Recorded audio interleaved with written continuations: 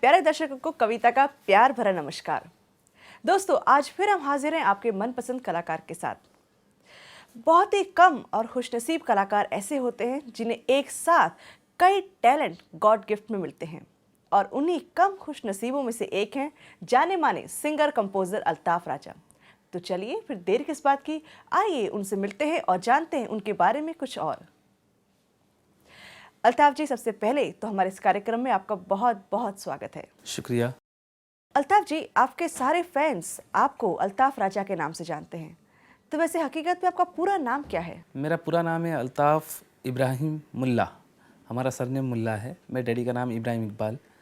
मगर मैं अपना जब मैंने प्रोफेशनल ये सिंगिंग को अपनाया, जब करियर स्टार्ट किया, तो कुछ ना कुछ नाम देना पड़ता है जो अट्रैक्टिव लगे। तो हमारी मम्मी ने अल्ताफ़ के साथ राजा जोड़ा, क्योंकि उनका नाम रानी रूपलता है, तो उन्होंने राजा के साथ जोड़ा, अल्ताफ़ राजा। अच्छा, अपने पेरेंट्स के बारे में कुछ बताइए, अपने माता पिता के बारे में। हाँ, मेरे मम्मी डैडी दोनों ही कव्वाली सिंगर हैं। डैडी का नाम है इब्राहिम इकबाल साहब, मम्मी का नाम है रानी रूपलता साहिबा, और वो दोनों ही कव्वाली सिंगर है। तो नेचुरली बचपन से उनको सुनते आ रहा हूँ। उनके ढेर सारे रिकॉर्ड्स है HMV से। उस ज़माने में रिकॉर्ड्स का ज़माना था, तो उनको सुन सुन के ही मुझे इंस्पिरेशन मिली। वैसे आप रहने वाले कहाँ के हैं? हमारे जो दादा परदादा हैं वो रत्नागिरी, जो कोकन में पड़ता है, वहाँ के रहने वाले हैं। लेकिन मम्मी डैडी शुरू से ही बॉम्बे में रहे हैं, और मेरी इंसिडेंटली पैदाइश नागपुर की है, और मेरी हाफ़ स्टडी पुणे में हुई है और हाफ़ स्टडी इधर बॉम्बे में हुई है। तो फिर उस वक्त बचपन में आप किन सिंगर्स को सुनते थे? जी, मैं ग़ुलाम अली साहब को बहुत पसंद करता था। ग़ुलाम अली जी हैं, मेहंदी हसन साहब हैं, रफ़ी साहब हैं, किशोर कुमार जी हैं। तो इनको सुन सुन के ही एक अलग अलग यानी कैफियत मिलती थी। जैसे किशोर जी के गाने सुन के एक खुलापन गानों के अंदर, ग़ुलाम अली जी का टोटल कॉन्ट्रास्ट में गज़लें मेरा शुरू से पसंदीदा सब्जेक्ट रहा है, गज़ल। तो बस इन सब को सुन सुन के ही कुछ हासिल किया है। तो क्या तभी से आपने सोच लिया था कि आपको प्लेबैक सिंगर बनना है? जी, ख्वाब तो था ही, लेकिन उसे अमल में भी लाना ज़रूरी होता है, तो कोशिश करते रहे। और आपने अपना पहला परफॉर्मेंस कब दिया था? ये मैंने 1988 में दिया था। ये बड़ौदा के पास एक जगह है, छोटा उदयपुर। तो मेरे डैडी के अक्सर वहाँ डैडी गाने जाया करते थे, तो उन्होंने कहा कि इस बार मेरे बेटे को ले जाओ, देखो अगर गलत गाए तो भी उसे टोकना, अच्छा गाए तो थोड़ी शाबाशी देना, ताकि उसका हौसला बढ़े। तो इस तरीके से मेरे सफ़र का आगाज़ हुआ। क्या उम्र रही होगी उस वक्त आपकी? उस वक्त मेरी थी उम्र कुछ 20 के करीब थी। अल्ताफ जी, तो फिर आपकी प्रोफेशनली शुरुआत एज अ करियर संगीत में कब हुई? जी, प्रोफेशनली मैंने अपना पहला शो मैंने वहाँ 1988 में दिया था। उसके पहले मम्मी के साथ कोरस करता था मैं, और रिकॉर्डिंग्स में जाया करता था। तजुर्बे लिया करता था कि माइक को किस पोजीशन से गाना चाहिए। फिर 88 में सफ़र अपना इंडिपेंडेंट शो करना शुरू किया। फिर 1990 के अंदर वीनस के अंदर मैंने कवर वर्शंस गाए बहुत से, और 1993 में मेरा एक डिवोशनल एल्बम भी निकला था वीनस से ही, सजदा रब को कर ले। और इस तरीके से डिवोशनल कवर वर्शंस गाते गाते अल्टीमेटली 1995 में ऐसा प्लान बना कि अपना कुछ प्राइवेट एल्बम बनाया जाए, लॉन्च किया जाए एज अ सिंगर। और इस तरीके से तुम तो ठहरे परदेसी लोगों के सामने आया। तो क्या जैसे कि किसी एक्टर को इस फील्ड में आने के लिए या गायक को काफ़ी स्ट्रगल करना पड़ता है, तो क्या आपको भी स्ट्रगल करना पड़ा? हाँ जी, स्ट्रगल तो मैंने भी किया है, और बहुत स्ट्रगल किया है। लेकिन ऐसा नहीं कि जैसा कि मैं कोई यानी फुटपाथ पे रहा हूँ, या क्योंकि मम्मी डैडी तो इस्टेब्लिश थे ही अपने फील्ड के अंदर। लेकिन इंडिपेंडेंटली मैंने बहुत स्ट्रगल किया हूँ काम पाने के लिए। और रिकॉर्डिंग के अंदर मैं स्टूडियो में जाके बैठा करता था बहुत देर तक। हमारे विनस के उर्दू डिपार्टमेंट के मोहम्मद शफ़ी नियाज़ी साहब थे, उनके यहाँ घंटों हम बैठा करते थे, डिस्कशन हुआ करता था।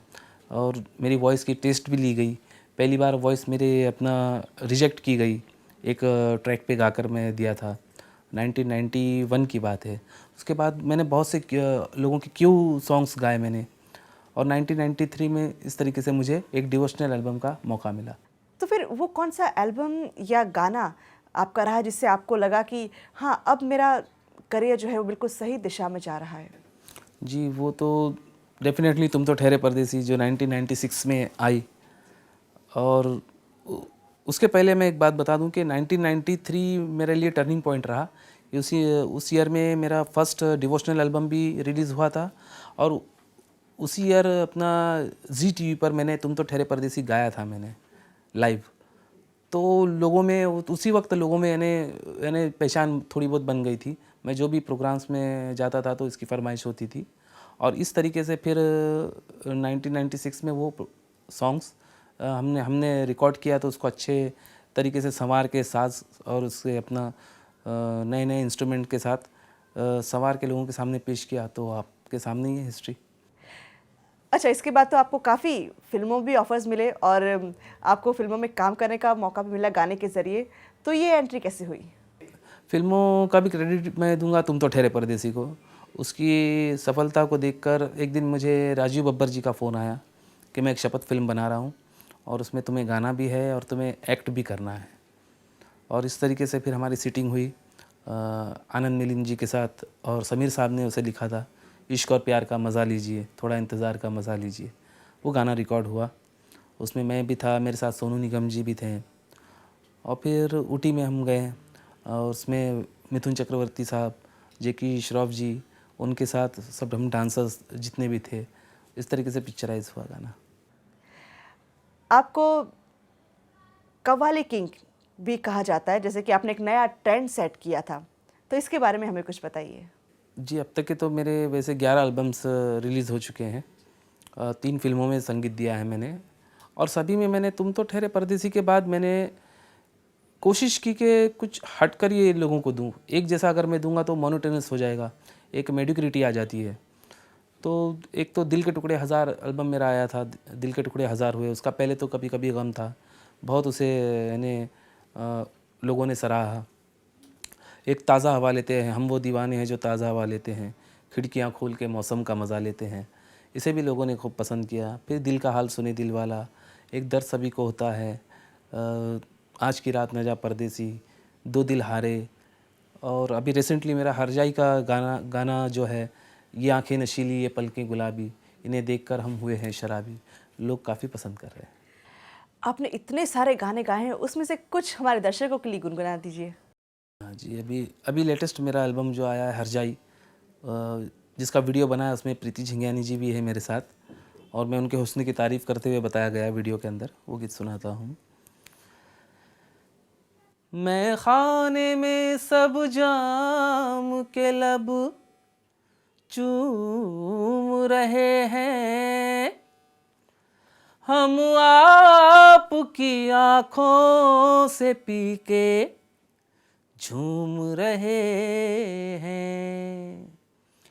ये आंखें नशीली ये पलकें गुलाबी, ये आंखें नशीली ये पलकें गुलाबी, इन्हें देख कर हम हुए हैं शराबी, इन्हें देख कर हम हुए हैं शराबी। ये नाजुक अदाएं ये चेहरा किताबी, ये नाजुक अदाएं ये चेहरा किताबी, इन्हें देख कर हम हुए हैं शराबी, हाँ इन्हें देख कर हम हुए हैं शराबी। आप एक गायक के साथ साथ एक बहुत ही बेहतरीन संगीतकार भी हैं। तो क्या अक्सर आप अपने एल्बम्स में संगीत खुद देते हैं? जी हाँ, मैं खुद ही देता हूँ। एल्बम्स में आप आज तक के मैंने ही अपना संगीत दिए हैं। और इसके अलावा 3 फिल्मों में भी संगीत दिया है मैंने।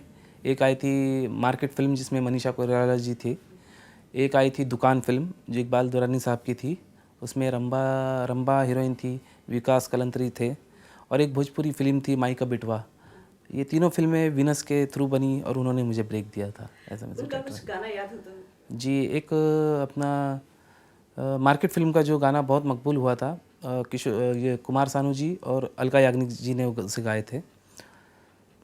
हम प्यार जो तेरा पाएंगे, हम प्यार जो तेरा पाएंगे, हंस के हरदम खुशियाँ हो या गम सब कुछ सह जाएंगे हम, प्यार जो तेरा पाएंगे हम, प्यार। आप और भी कोई फिल्म कर रहे हैं? नहीं, अभी इस वक्त मैं अभी एक अपना वर्ल्ड कप का फीवर चालू है, तो एक हमने एल्बम बनाया है विनर्स के थ्रू, जिसका नाम है वी आर द चैम्पियंस। और उसके बाद एक उसका मैं एक आपको सुना देता हूँ, जो हमारी जो भारतीय टीम है उनका हौसला बढ़ाने के लिए हमने बनाया गीत। हौसला वो जगाओ तुम, सबके ही होश उड़ाओ तुम, हौसला यूं जगाओ तुम, सबके ही होश उड़ाओ तुम, हम सब की ये दुआएं हैं, आस तुमसे ही लगाए हैं, आसमां को जीत लाओ तुम, जीत लाओ तुम, जीत लाओ तुम, we are the champions, we are the champions. Altaf ji, जब आप स्टेज पे परफॉर्म करते हैं तो एक अलग ही जादू बिखरता है आपकी आवाज़ का, तो उसके बारे में कुछ बताइए। जी, स्टेज पर ऐसा होता है कि बहुत से अपने जो फैंस हैं, चाहने वाले सामने होते हैं, बहुत से लोग होते हैं सुनने के लिए जो आते हैं, जो अपना कीमती वक्त निकाल के आते हैं, और उनको देखकर एक अंदर एक अलग जोश जागता है, और सब कुछ लाइव होता है, उधर कुछ रिटेक नहीं होता है। जो दिमाग में शेर आ रहे हैं, जो दिमाग में गायकी आ रही है, जो दिमाग में हरकत आ रही है, वो हम लाइव करते हैं उधर, तो उसका एक अलग ही अंदाज़ होता है, दाद मिलती है लोगों से, तो थोड़ा और कुछ करने के लिए दिल करता है। इस तरीके से पब्लिक भी इंजॉय करती है, आवाम भी इंजॉय करती है, और मैं भी इंजॉय करता हूँ। आपको कई अवार्ड्स भी मिले हैं, तो उन अवार्ड्स के बारे में हम चाहते हैं प्लीज़ थोड़ा दर्शकों के साथ कुछ शेयर कीजिए। हाँ जी, ये तुम तो ठहरे परदेसी जब रिलीज़ हुआ था, तो उसके लिए मुझे वी चैनल का अवार्ड्स मिला था, international award for best Indian album. और इसकी जो सेलिंग है, ये इंडियन म्यूज़िक के अंदर सबसे लार्जेस्ट सेलिंग है इंडियन एल्बम के अंदर, तो इसका Guinness book of world record में भी है, largest selling album from India. आप एक गायक हैं, संगीतकार हैं, और उसके साथ साथ आप लिखते भी हैं, तो आप किन चीज़ों का खास ध्यान रखते हैं? मैं जब लिखता हूँ तो बस अल्फाजों की बंदिश पर ध्यान रखता हूँ, और कोई नया ख्याल आया तो ही मैं लिखता हूँ, कोई अच्छा मुखड़ा बन जाए। जैसा अभी मेरे नए एल्बम हरजाई के अंदर एक ऐसी मुखड़ा बन गया था कि, तो फिर उसको मैंने गीत की शक्ल में बनाया मैंने।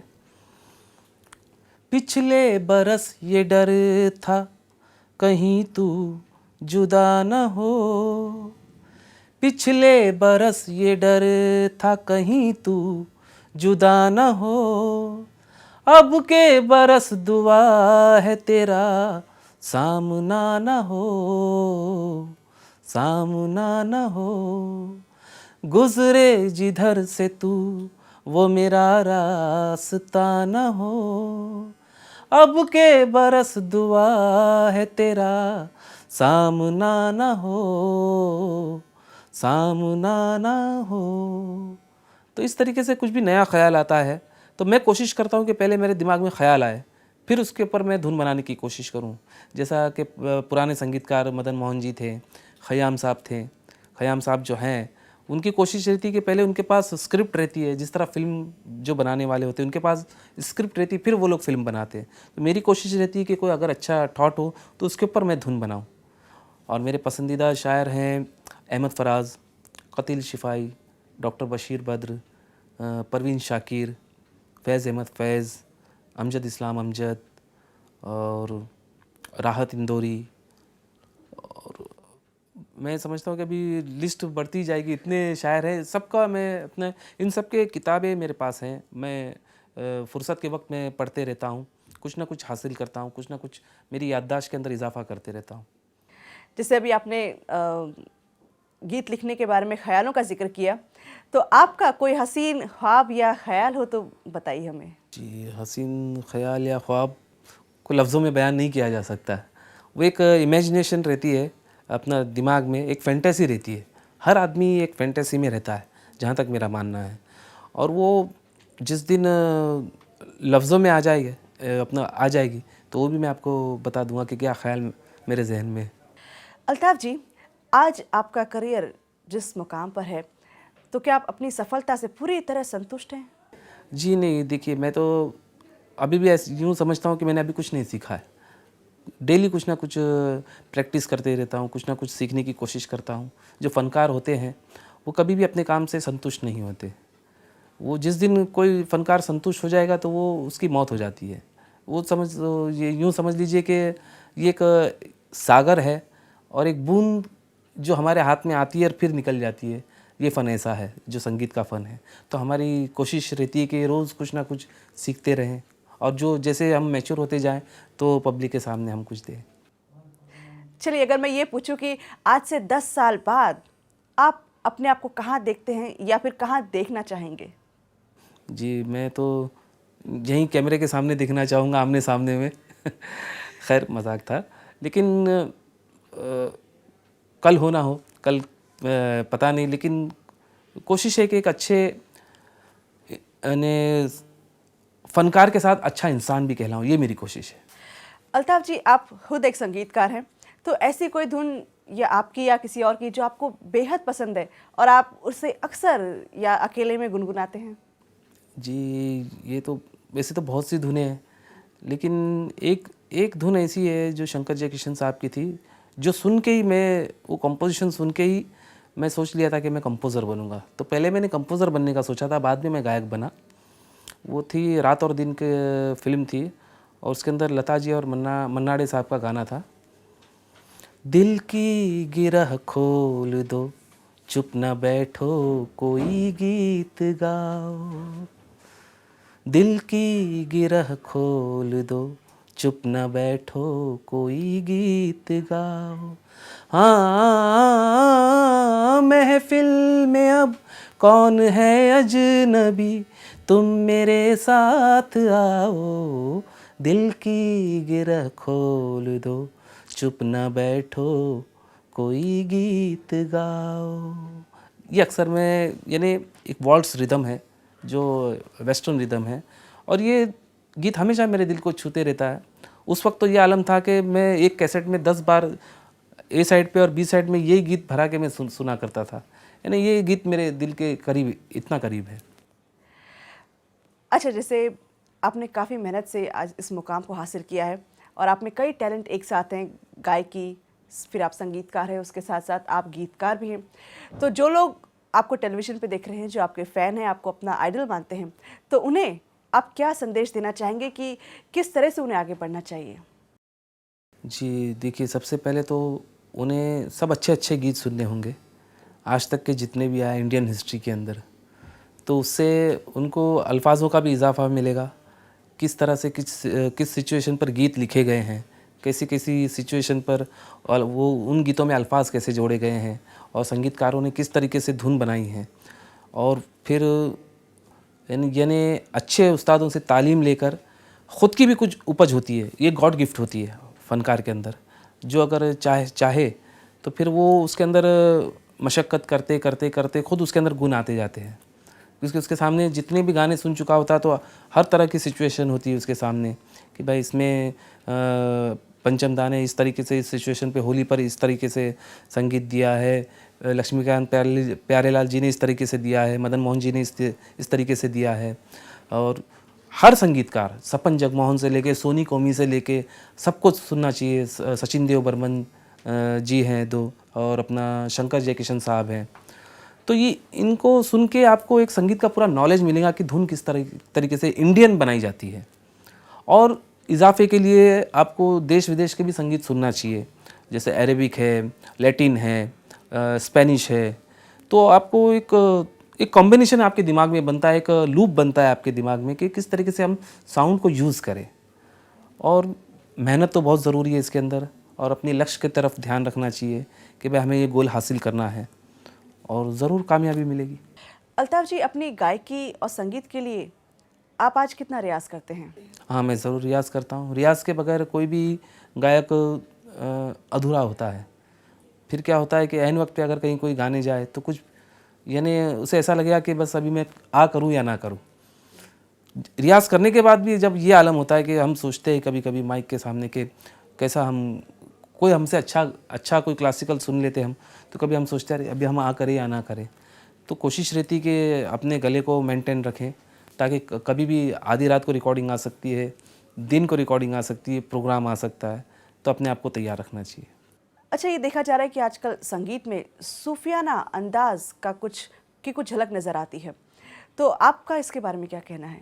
देखिए, सूफियाना दो किस्म के होते हैं। एक तो जो खानकाहों में गाई जाती है वो रियल सूफियाना है, और एक दूसरा मार्केटिंग का तरीका है, पैकेजिंग का तरीका, कि ऊंची हाई पिच पे गा के उसको सूफियाना का लेवल दे दिया गया है।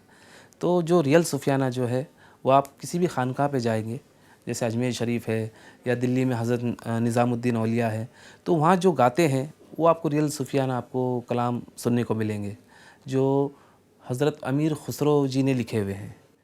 फ़ारसी, उसके अंदर फ़ारसी और हिंदी का मिश्रण होता है। बाकी सूफियाना तो फिर वो एक तकरार नुमा एक दूसरी कैटेगरी में आ जाती है। उसके लिए आपको पूरे बैंड की ज़रूरत पड़ती है। एक अकेला आदमी सूफियाना नहीं गा सकता है। उसके लिए एक आदमी गिरा पकड़ रहा है, एक गिरा छोड़ रहा है, फिर वो तकरार चल रही है, तो एक वज्द का आलम होता है जो महफ़िल के अंदर, तो वो एक अलग किस्म का सूफियाना होता है। और एक आज का जो आजकल जो पैटर्न चल रहा है कि बस एक अपना ढोलक चल रही है और एक लूप चल रहा है, गिटार चल रहा है, और उसके ऊपर हाई पिच से गाना, उसको सूफियाना का नाम दे दिया गया है, लेकिन वो it is a marketing strategy. तो मेरी कोशिश है कि भाई हर किस्म के हर सब्जेक्ट के गीत मैं अपने सुनने वालों को दूं। एज अ म्यूज़िक डायरेक्टर मैंने संदीप चौटा जी के लिए गाया था फिल्म कंपनी के अंदर। वो गीत था, तुमसे कितना प्यार है दिल में उतर कर देख लो, तुमसे कितना प्यार है दिल में उतर कर देख लो, ना यकीन आए तो फिर, ना यकीन आए तो फिर दिल बदल कर देख लो, तुमसे कितना प्यार है दिल में उतर कर देख लो। और एक गीत था, हम वो दीवाने हैं, हम वो दीवाने हैं जो ताज़ा हवा लेते हैं, हम वो दीवाने हैं जो ताज़ा हवा लेते हैं, खिड़कियाँ खोल के मौसम का मज़ा लेते हैं, खिड़कियाँ खोल के मौसम का मज़ा लेते हैं, हम वो दीवाने हैं। तो ये गीत गाकर मुझे बड़ा आनंद आया था, और मेरी इच्छा है, मेरी तमन्ना है कि किसी फिल्म में मैं लता जी से और आशा जी से मैं गवाऊँ। ये मेरी तमन्ना है, उनके साथ काम करने में मुझे खुशी होगी। अल्ताफ़ जी, आज आपने हमें अपना वक्त दिया, इसके लिए हम आपके बेहद शुक्रगुजार हैं, और आपसे ये भी वादा चाहते हैं कि फिर आपसे मिलेंगे। जी ज़रूर ज़रूर। और मैं भी आप लोगों का शुक्रिया अदा करूँगा कि आपके ज़रिए मैं अपने जो जितने भी चाहने वाले जिनसे आज तक मैं नहीं मिल पाया था, आपके ज़रिए उनसे मुलाकात हो रही है। हेलो। शुक्रिया। तो दोस्तों, ये थी हमारी खास मुलाकात अल्ताफ़ राजा के साथ, और हमें पूरा यकीन है कि आपको बेहद पसंद आई होगी। तो चलिए, अब जाने का वक्त आ गया है, जाना तो पड़ेगा ही, लेकिन हम फिर मिलेंगे, तब तक के बस थोड़ा सा इंतज़ार। नमस्कार।